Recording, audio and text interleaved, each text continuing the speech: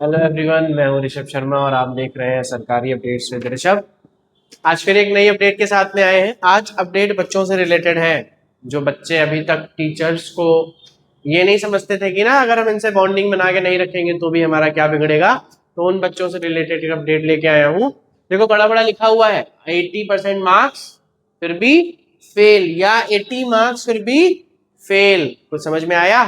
नहीं आया? चलो मैं बताता हूँ।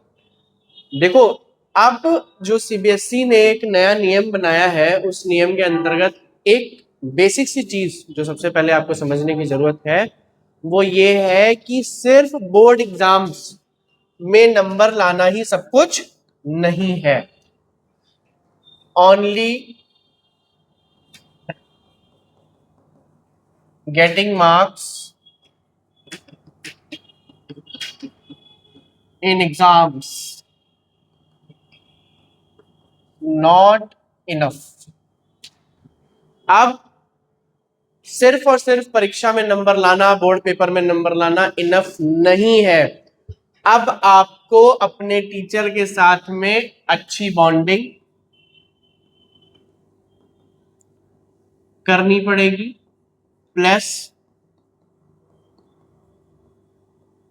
इंटरनल्स में प्रॉपर, जैसे हम बोर्ड्स के एग्जाम देते हैं सीरियस होके, आपको इंटरनल्स को भी एज अ बोर्ड समझना पड़ेगा। तभी आप एक अच्छा रिजल्ट स्कोर कर पाएंगे। कैसे कर पाएंगे? जैसे एक रेशियो में यहां पे लिखता हूं, उस रेशियो में मैं आपको समझाने की कोशिश करूंगा, शायद आपको समझ में आए कि आपके 80 आउट ऑफ 80 आए थ्योरी में, 10 आउट ऑफ 20 आए प्रैक्टिकल में, तो आपका जो रिजल्ट बना वो क्या बना? 100 out of 90। But according to the board this will be an average result. क्यों? क्योंकि you have scored 100% here but you have scored 50% here internals में। Now internals will take more value in boards. अब सिर्फ और सिर्फ board परीक्षाएं ही आपका पूरा का पूरा रिजल्ट निर्धारित नहीं करेंगी। पहले क्या होता था कि आपके प्रैक्टिकल्स में कम नंबर है, अगर आपके बोर्ड्स में अच्छे नंबर है तो आप पास हो जाओगे। पास तो हो जाओगे पर आपका जो रिजल्ट है वो यहां से यहां आ जाएगा। ये देख रहे हो क्या है? डाउनफॉल। ये देख रहे हो क्या है? डाउनफॉल। तो आपका रिजल्ट जो है वो नीचे गिर जाएगा। अब करना क्या है? हम लोग जो स्कूल एक्टिविटीज है, स्कूल एक्टिविटीज जैसे हमारे प्रोजेक्ट्स है, टेस्ट है, यूनिट टेस्ट है, क्योंकि अब ये कंफर्मेशन कौन देगा कि ये बच्चा कैसा है?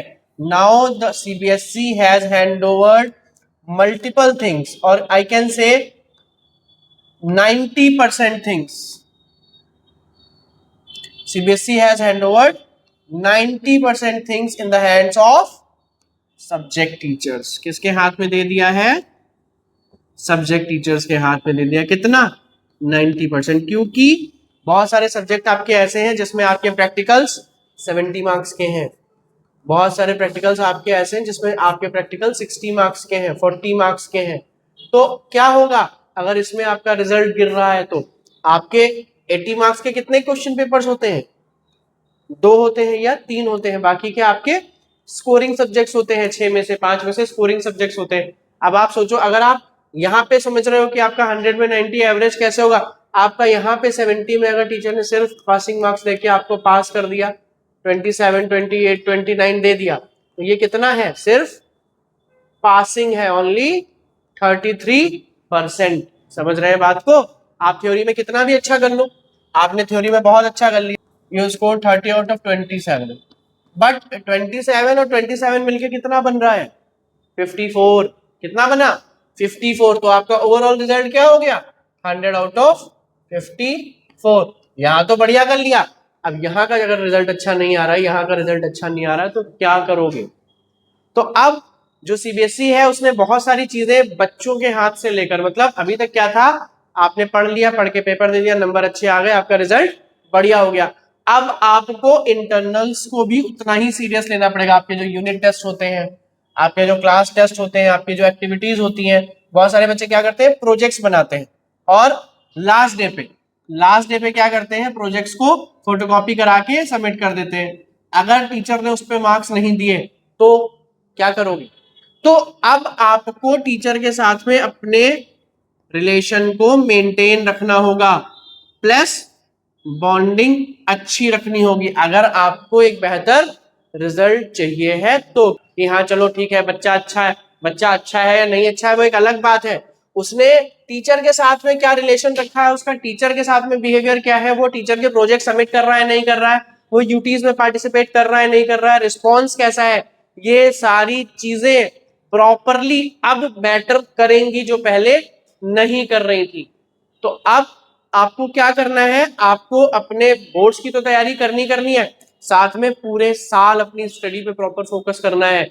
अब वो बच्चे नहीं रिजल्ट लेकर आएंगे जो एग्जाम के पहले रट के जाएंगे, पढ़ के जाएंगे और एग्जाम दे देंगे। अब उन बच्चों का रिजल्ट अच्छा आएगा जो टीचर की रिस्पेक्ट भी करेंगे, टीचर के साथ बॉन्डिंग भी अच्छी रखेंगे, प्रोजेक्ट्स को भी टाइम से सबमिट करेंगे, यूनिट टेस्ट भी समय से देंगे और एग्जाम्स में भी अच्छा करेंगे। समझ में आई मेरी बात? अगर किसी को डाउट्स हो तो कमेंट में पूछ सकते हैं, किसी को कोई प्रॉब्लम हो आप मुझे डायरेक्ट कमेंट में मेंशन कर सकते हैं। I will be always available for you. मिलते हैं नेक्स्ट वीडियो में। Thank you.